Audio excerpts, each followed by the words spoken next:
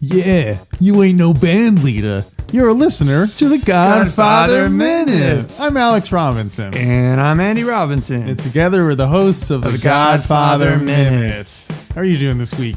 Yeah, I'm doing great.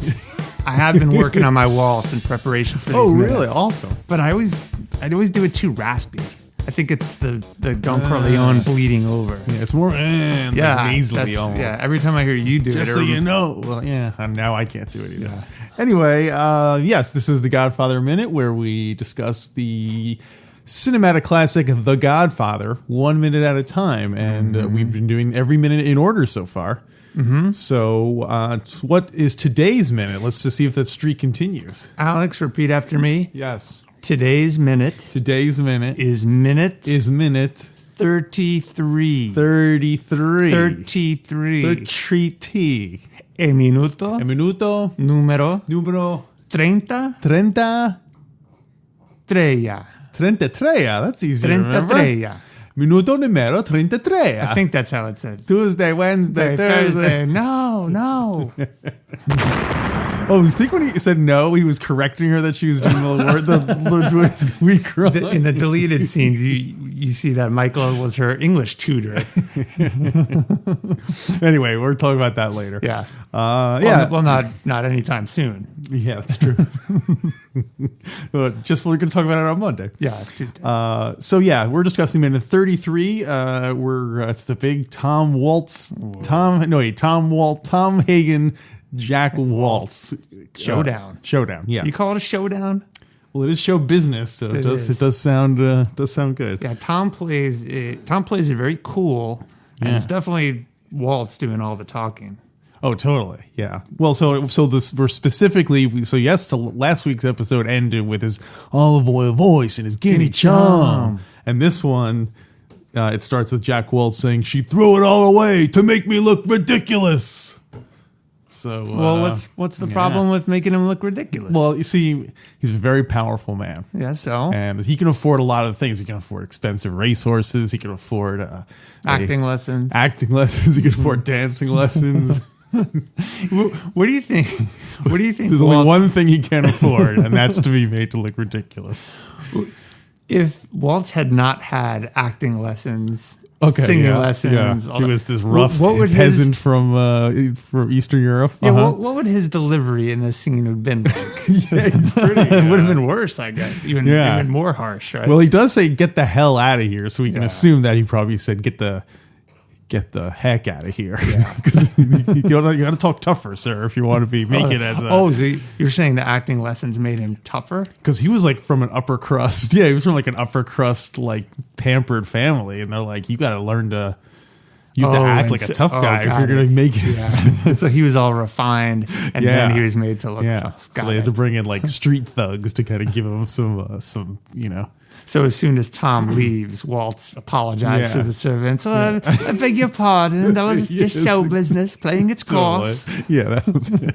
It was terrible. He's a method actor, so he's living as a producer for like 5 years to like really know what it's like. That's if it's the real Jack Woltz. In a previous minute, remember we talked that maybe the real Jack Woltz hired this guy to play a tough Jack Woltz. So it's like to face off against the Corleones. Because he assumed that was just some guy that Johnny hired to pretend. So it's a guy pretending to be a mafia guy, talking to a guy who's pretending to be a movie guy. Wow, this is like levels. Yeah. And it's actors pretending to be those guys. It's a whole nother level. Ooh. I mean, we don't even know if Tom Hagen is who he says he is. That's true. He's a street kid.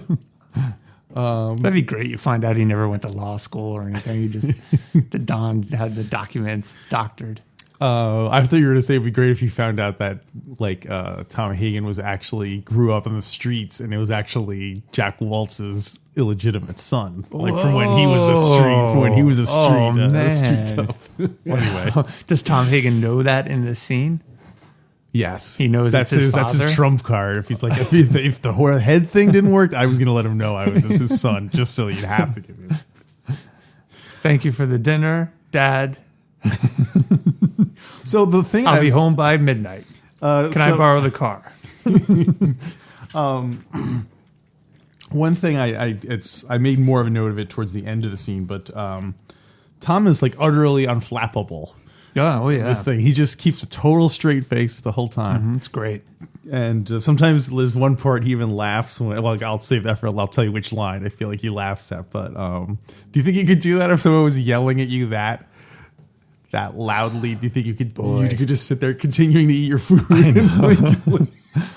don't know. That's tough. Yeah, that would be a tough I mean, he leans in too. Oh, He walks. He throws down his napkin. He's on Woltz's turf. Yeah. Waltz comes right up to him, leans in, shouting. He gets don't think- louder as he approaches. I don't know. I don't think I'd keep my cool. But you have to figure that Tom grew up in a much different household where like signs of like aggression and machismo were probably much more like growing up around Sonny. You figure you had to get used to someone yelling in your face all the time. Oh, definitely, yeah. So well, another thing about this, I'm glad you brought this up. Yeah. 'Cause you know why Tom doesn't let it get personal? He's just like, hey man, like I'm just as long as you're not accepting the deal, that's really all I care about. Like you can call me all the names you want, and I don't even care why you're not giving him the part. Really, if you do it, great. If you don't, you don't need to tell me some souped up story. Tom is astounded. Puzo writes a few times. Tom is astounded that Waltz gets so angry, and a man in his position, it's a business. He needs to just keep his cool. It's funny that he's complaining about being made to look ridiculous, and he's the one making himself look ridiculous by flying off the handle like this. Well, that I would blame his acting coach. Oh, and his tailor, that dumb suit he's wearing. That's why he got so mad. 'Cause he's like, I'm not selling this. I'm wearing this little Mickey Mouse suit.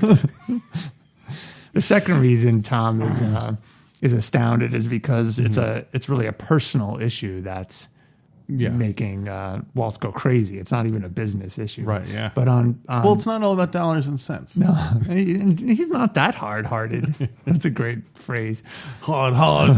Well, on page 57, Puzo writes, Hagen had learned the art of negotiation from the Don himself. Never get angry, the Don had instructed. Never make a threat. Reason with people. The word reason sounded so much better in Italian. Ragione. To rejoin. The art of this was to ignore all insults, all threats, to turn the other cheek. Hagen had seen the Don sit at a negotiating table for 8 hours, swallowing insults, trying to persuade a notorious and megalomaniac strong-arm man to mend his ways. At the end of the 8 hours, Don Corleone had thrown up his hands in a helpless gesture and said to the other men at the table, "But no one can reason with this fellow," and had stalked out of the meeting room. The strong-arm man had turned white with fear. Emissaries were sent to bring the Don back into the room. Wait, so the guy he was arguing with for 8 hours got scared when he left? Yeah, exactly. An agreement was reached, but 2 months later, the strong-arm was shot to death in his favorite barber shop. Wow. So even though as soon as he was like, I can't reason with this guy, then that was it, no matter what he did. Because he clearly, did the deal. Yeah. So is that the Don taking it personal and not? Well, I mean, I guess I don't know the details of it. It was business, but I think the point is this guy could not be reasoned with. Oh yeah, yeah. And that's why Don really values that. Oh, so he was like, I was willing to make a fair deal and give this guy, cooperate with this guy, but I'm going to get this no matter what. So I just got to get him out of the way. But he still gets what he wants. So why does he kill the guy if it wasn't personal? Yeah, I don't know. Yeah. And Puzo doesn't go into it. Not quite as unhypocritical. Maybe we're all part of the same hypocrisy, Godfather. Well, it doesn't apply to me and my family. Oh, it applies to me, but not my family. Yes. Yeah, that's right. All right. Play your little games. Yeah. Yeah, so he says, she threw it all away, make me look ridiculous, and a man in my position can't afford to be made ridiculous. Now get the hell out of here. I always in my head, I always thought that was the last line he says, but he keeps going. He keeps going. Now get he the says, hell and out if of that here. Goomba tries any rough stuff, you tell him I ain't no band leader. Yeah, I heard that story. Yeah. Yeah. That's the line I feel like that Tom looks at him and kind of like like smiles like as much as he's he has a poker face, but he like looks up at him like either he can't believe that he has the balls to bring it up. Yeah. Like, oh, he's showing me that he knows what a tough guy the Don can be, or whether he's just the way he says, I ain't no band leader. Oh, you think the delivery, it's what makes him laugh? Tom's like, look at this guy in that jacket. You look like a band leader in that jacket. He's probably laughing, thinking, if he weren't wearing the jacket, maybe I'd take him seriously. Well, that line is really funny. What? You tell him, well, or specifically, the last part of that, leader. when Waltz says, yeah, I heard that story, that's what he emphasizes. Like, that's the impressive part of what he's saying, but it's really not. Apparently, everyone has heard this story. It's infamous in these circles. But Waltz is pointing that, like, yeah, I heard that story. Like, oh my gosh, he heard that story. Maybe he's trying to say, like, maybe you think I'm doing this because I don't know how powerful you are. Yeah. But you know what? I heard that story, and I ain't no band leader. That's true. Like, he's trying to say, like, I know all the cards you have, and I'm still not scared of what you're going to do. Yeah, I guess that makes sense. So why isn't he? Why isn't he? What does he mean by I ain't no band leader? Meaning he's not going to succumb to the Don's threats. So that means if Luca Brasi showed up at his house, if Luca Brasi and the Don showed up and held a pistol to his head and see either your brains are going to wind up in that contract or or your signature, he'd be like, yeah, go ahead, I ain't no band leader, and let himself get shot in the head. I don't think he thought it all the way through, even though he heard Ultimately, that story. we're all the band leader. We all have a point where we're like, all right, I'm the band leader. Yeah, exactly.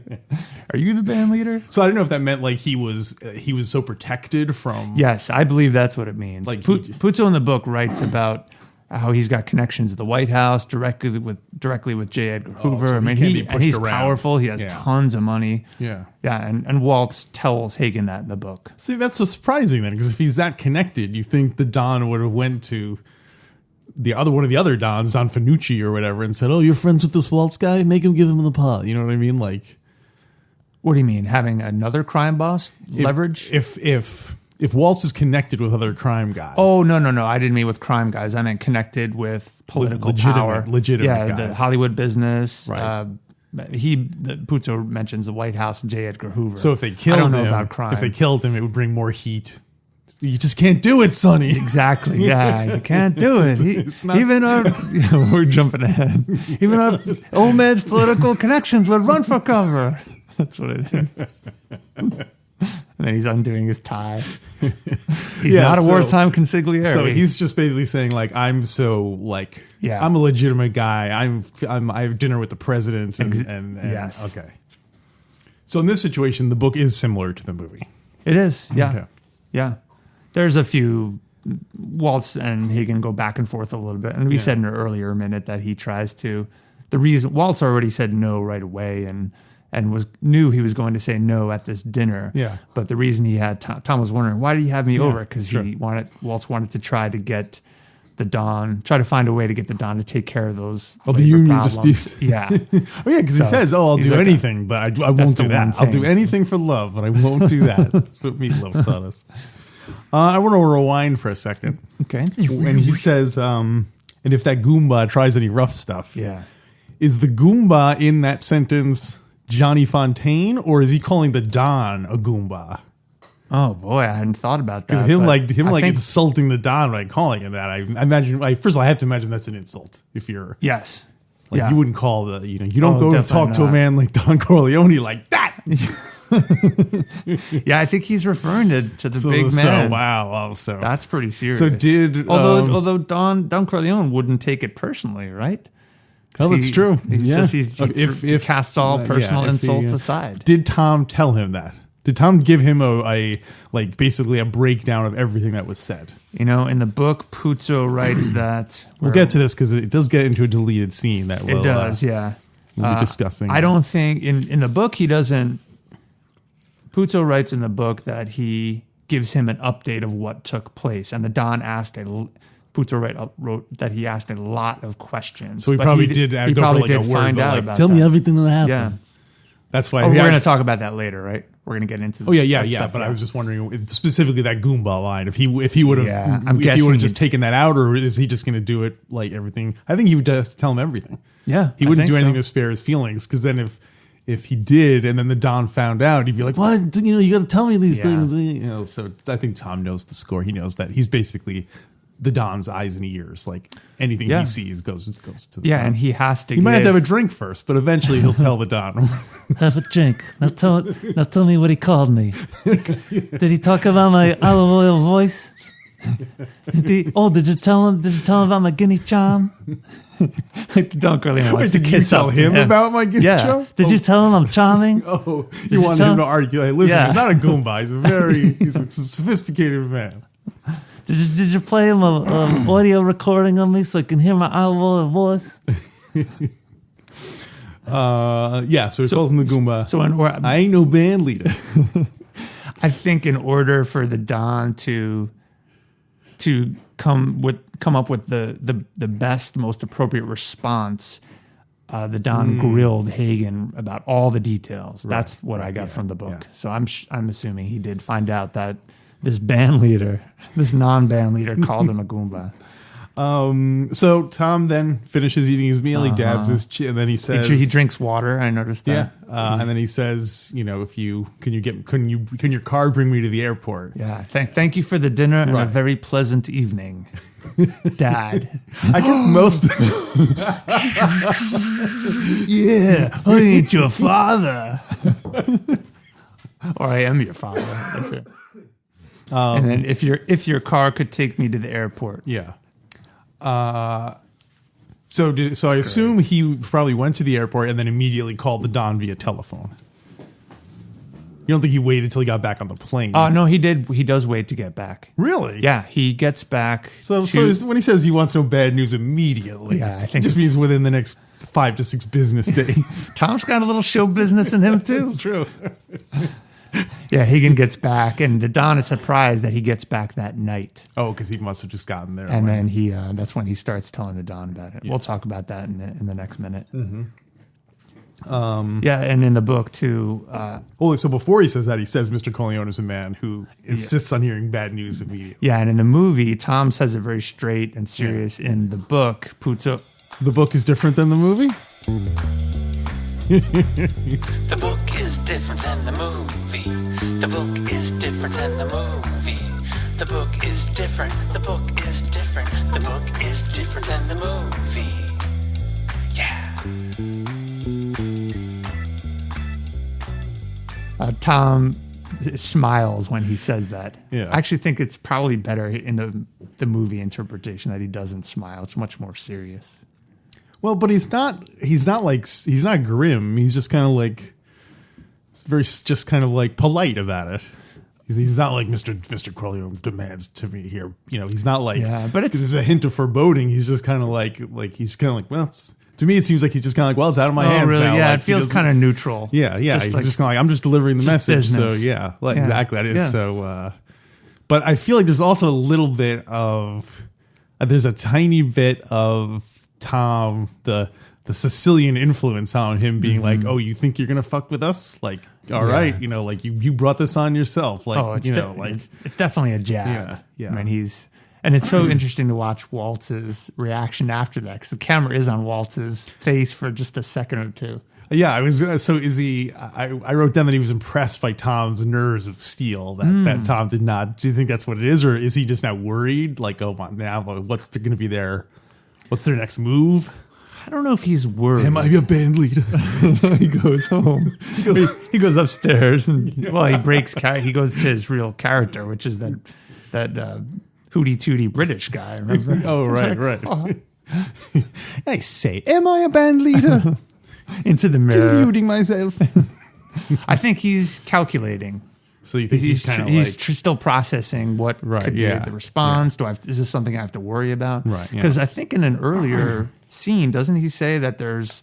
I thought this was another guy that Johnny sent to. But yeah, he thought he was but then he had him someone coming out of the woodwork. Yeah, but then he had him checked out, so he must know that Tom Hagen does work for the Don. If he really is Tom Hagen. You think he asked him for ID at some point? He's like, no, something just the wrong way. I need to see some identification. I can't look ridiculous. That's great.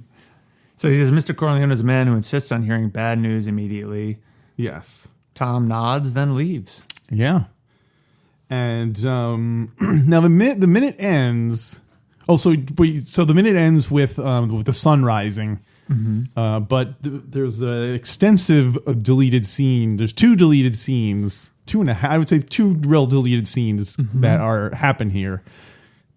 So since tomorrow's minute is pretty, there's not a lot happens. It's a slow pan from the window to the. We're going to talk about half the deleted scene today, and the other we'll cover tomorrow. Even though technically they happen right before this scene ends. So yeah. Yeah, and in the book, the timeline jumps back and forth, too. Yeah. So, hey, one more point before we get there, because I just found it. Tom, in that last part of the barrage where Woltz is laying into him, Puzo wrote, and this is Tom thinking to himself, the stupid son of a bitch. How the hell did he get to be a pezzonovante, Hagen wondered. Advisor to the president, head of the biggest movie studio in the world. Definitely the Don should get into the movie business. And the guy was taking his words at their sentimental face value. He was not getting the message. That's funny. So, yeah, it's interesting how Hagen is, I guess in this world, they're always looking for angles and other ways to make money. Right, yeah. So, and in the book later, Hagen explores the movie business. Oh, that's right. Yeah, he's just looking into it. I don't remember how deeply he gets into it, but he keeps talking to the Don about investing in Hollywood. That's interesting. Yeah. So you want to talk about the first of the deleted scenes? Yeah, let's do it. So when Tom in the movie, Tom just leaves, and then it cuts to next morning. But originally there was this. Oh, so we have to rewind actually a bit because. So he, when Tom first arrives at Hollywoodland, goes into the studio, and when he first has his encounter with Jack Woltz, that scene was originally a bit longer because we find out that in that scene, there's a birthday party on the set, for this young girl who's like an actress, an up and coming young actress, and her mom is there, and it's. And she's probably on contract with Woltz International. Yeah, like a studio, a new star, and then a big star. And he gets her a pony as a gift. And so now when Tom's leaving his house, he sees that the girl, the blonde young starlet, and she's like on the stair, like the what do you call that? Like the landing. Yeah, I guess like a terrace area inside. And so. Banister. That's what I was like. She's like standing by the banister, and she's like clearly crying. And then her mother, I guess, grabs her and says, "I told you never to come out of that room," and drags her back into a room. And Tom just like leaves, shrugs. And so what's that all about? Well, I'll tell you what it's about. Puzo writes a little bit about this, and it's very sad. So in the book, Hagen is leaving, and he's outside, and he sees the daughter and the mother getting into a limousine. Okay. And going back to the airport or wherever they're going. Right. And the girl is sort of distraught. Her makeup's kind of smudged, and the mother is like saying commands to her, like, get in the limousine, that kind of thing. And it's really sad. The girl is walking kind of like slowly, bow-legged. I mean, clearly they had an encounter. Puzo wrote, Jack Woltz always slept alone. He had a bed big. Oh, should I get into this? What do you mean? Should I get into this? A bed big enough to put his head in. Oh, no spoilers. He had a bed big enough for 10 people and a bedroom large enough for a movie ballroom scene, but he had slept alone since the death of his first wife 10 years before. Aw, that is This sad. did not mean he no longer used women. He was physically a vigorous man despite his age, but he could be aroused now only by very young girls. Ugh. And had learned that a few hours in the evening were all the youth his body and his patience could tolerate. Wow. Yeah. So, one of the deleted scenes. So in a way, I was going to say, so presumably this is also something that happened with Johnny Fontaine's star. Yes. So basically his complaint is that Johnny Fontaine got to think, although Yeah. Jack had already slept with her. But I think Jack Jack. I've been calling him Woltz. Yeah, let's call him Woltz. A little. We don't want to be first name basis with a statutory rape with a rapist. So Woltz had a relationship with the girl, and then Johnny sort of stole her away. Okay, that's how I saw it. Yeah. So this wasn't just a one-off thing. This was like I don't think so. It wasn't a just hard-hearted thing. No, I think Johnny had developed a relationship with her. So the still deleted scene, what do you think of it? Do you think it's good to have been caught? It's definitely a kind of, in a weird way, it's much darker than anything we see in the movie. Yeah, I don't know if it makes what Don Corleone arranges for Woltz any more impactful. I think the whole point of this whole scene is that you see the power of Don Corleone. Not that you see that Jack Woltz is a jerk and he's getting his just desserts. But it also, that does help it, though. Yeah, but I think it also, there's another message to it, which is that, like, that guy's worse than the Don. Like, the Don has some sense of morals and honor that he won't, like, he's above that guy. And so, like, of course, we don't care if we like when he gets punished, because not only is he not doing the deal, but we know he's a, sleazy guy. So, but maybe that him saying she was the best piece of ass I've ever had is kind of conveys some of the same message. Yeah. This guy's clearly like a, So, anyway. And I think you're right, because if Woltz weren't a pedophile and he just didn't give Johnny the picture for some other reason, then the Don would look like this real bully, a jerk. Right, like the band leader, like with the exactly, I mean, and even with the band leader, Don apparently made him a good offer, something like years and years of what Johnny would have earned for this. Well, guy. Of course, who do you hear that from? That's true. I think Michael was the one saying that. So. Yeah, so I guess he probably just heard her from the Don. So they probably just went in there and just blew his brains out and walked out. They just told this romantic story about. Now, Luca, repeat the story. He's not to the guy me. you want to get into. I know. Wait, what were you saying? Repeat the story to. Repeat the story, because this story is going to be told by many people. Don Corleone. I'm a band leader. No. We had the band leader. You weren't the band leader. You held the gun. You weren't the band leader. There wasn't enough time, Luca. Yeah, you ain't the band leader. Anyway, so I guess that'll. Anything else for this? And just one other part about that. So as Tom sees the mother and the daughter leaving in the limousine and kind of gets a clearer picture of what Woltz really is about, he's sickened. The girl and her mother had made the trip with the movie producer. That had given Woltz enough time to relax before dinner and do the job on the little kid.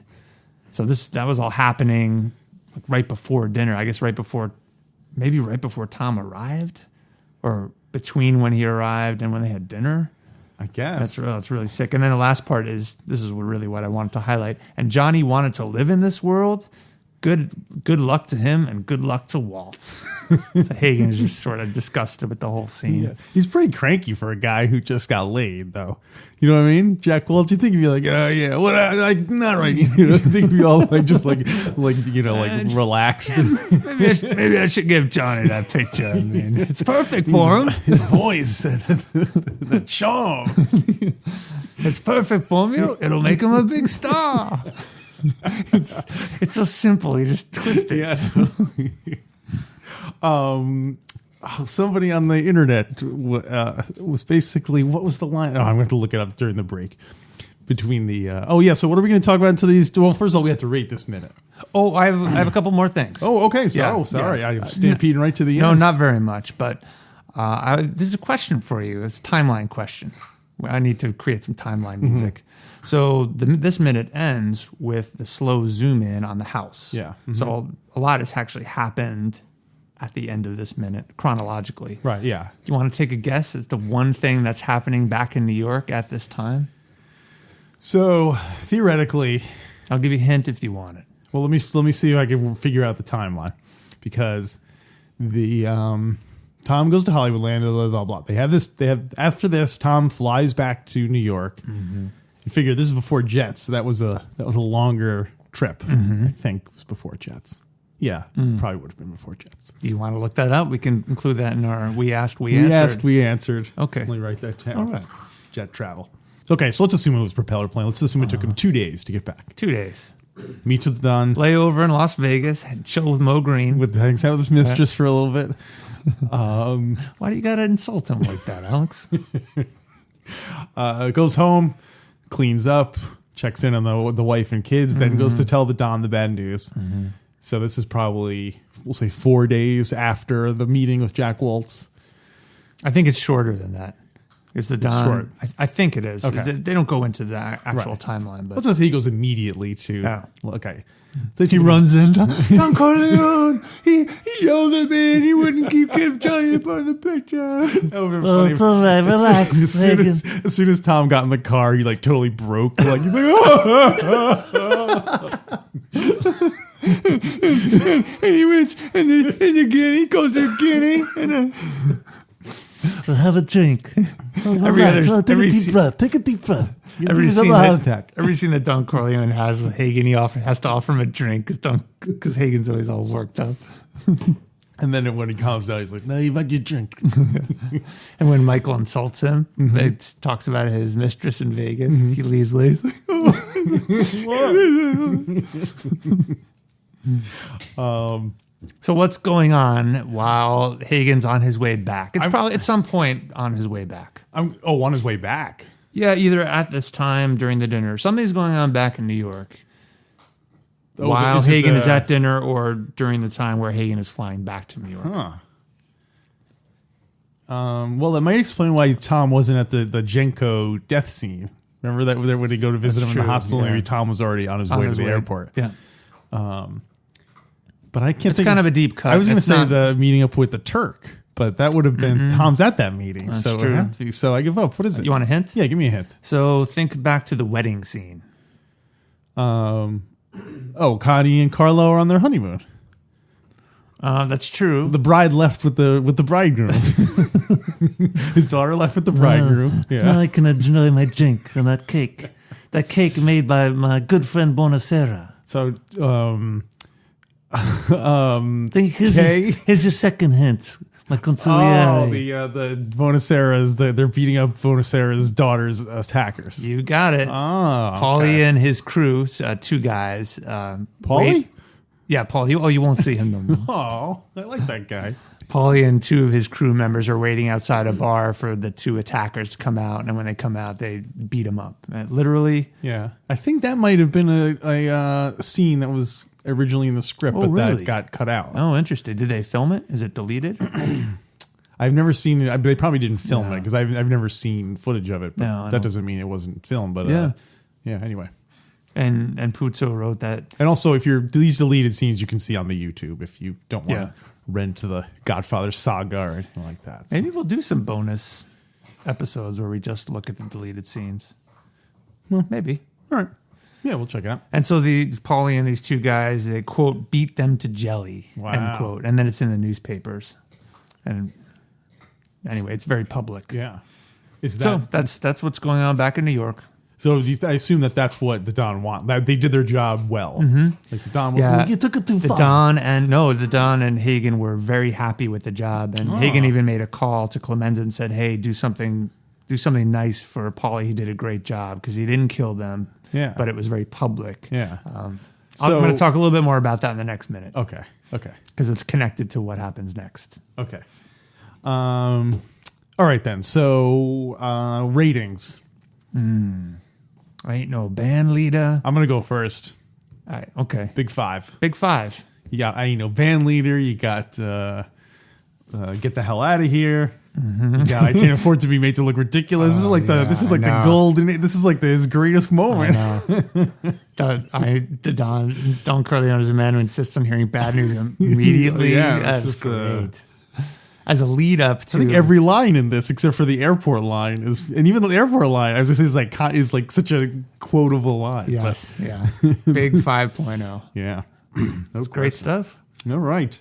So what are we going to talk about in today's bonus content? Bonus. I heard you're reading a new book. Well, I came across a book called The Godfather Companion. So I thought that was Tom Hagen.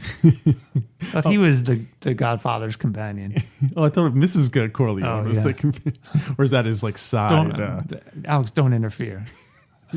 Save it. Yeah, so there's a book called The Godfather Companion. We're also going to look up whether jet travel is a thing. Oh, we're going to do that in the bonus? Yeah, that's okay. yeah, Good. that's We asked and we answered. We'll do answered. that in the bonus. Yeah, so we'll talk about Godfather Companion. I'm sure we'll. This is anyway. Yeah, we'll talk about that. So Have you read it yet? It's not a book like you read cover to cover. It's more like a reference. Oh, type cool. book. So Oh, yeah, awesome. we'll talk about it. So Neat. yeah, if you want to hear us talk about that, go to godfatherminute.com/support. You can become a supporter if you can pledge to the show, and you get bonus content and stuff like that. So you know what else I think we should do? And we maybe talk about this off the air, but I think maybe we should start working on doing a song and then release like that'll be bonus thing for listeners. You know what I mean? We'll come up with a Godfather song that people can download and add to their collection. You mean an original song? Yeah. With lyrics? And, Yeah, like kind of like the jingles and stuff. Oh, okay. Anyway, I just thought That's it was a great idea. I just thought it was a fun idea. Yeah, yeah. That could be a bonus episode. Oh, definitely, yeah. I'm totally into this musical thing. Right, okay. There's so many great ideas you can So there you go. So we'll be discussing that more probably in the bonus content also. So, one last thing. We have a new shirt for sale. Oh, yeah. In honor of Jack Woltz's greatest scene here. We cooked up a shirt, a Woltz, like if you went to a souvenir shop with the Woltz lot and you bought a shirt with the logo on it, this is what it is. But Waltz International Pictures. Woltz right? International Pictures, yeah. So you can check that out. Currently, it's at StarWarsMinute.com/merch because it's being sold through our Star Wars Minute show. But so, check that out. StarWarsMinute.com/merch, or you can go to our GodfatherMinute.com and there's a link to it right there on the It's page. a fantastic design. I have to say you did a great job with it. Thank you. So yes, everyone check that out, and I guess we'll until we come back next time. Leave the gun, take the cannoli. Alex, we never did the cannoli countdown. Oh, wait a minute! Wait, stop the show! Stop the show. So There really are only a few more minutes left before the cannoli countdown, so we should probably do it. go ahead. Right? Dude. So Let's do the cannoli countdown. Countdown. Guns and cannoli. Countdown. Won't be seeing Polly no more. Paulie betrayed me, he got a cold and then didn't show up to work.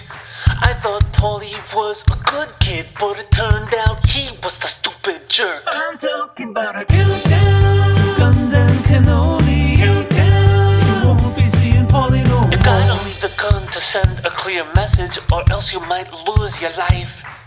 And whatever you do, take that cannoli. Don't upset Clemenza's wife. We're working on a countdown. Guns and cannoli. You won't be seeing Polly no more. How many minutes left? How many minutes left? We're doing the countdown. How many minutes left? How many minutes left, consigliere? How many minutes left? How many minutes left, Alex? How many minutes left? that's a very catchy song. How many? I'm gonna say 26. 26 minutes? Well, it happens in minute 59. Help me do the math. 59, and we're in minute 32. So there'll be 59, 27. 32, we carry the 7, so 27? Oh, you said it's in 57? So it'll be 20. No, it's in minute 59. Yeah, so it'll be 27. 27 minutes left? Oh, what did I say? 6? No, I don't remember what you said. I think you got it right. So 26 minutes left. 27 minutes, right? 7 minutes left. Oh, wait, 28 minutes. 28 minutes left. No, wait, 29 minutes. 29 minutes left.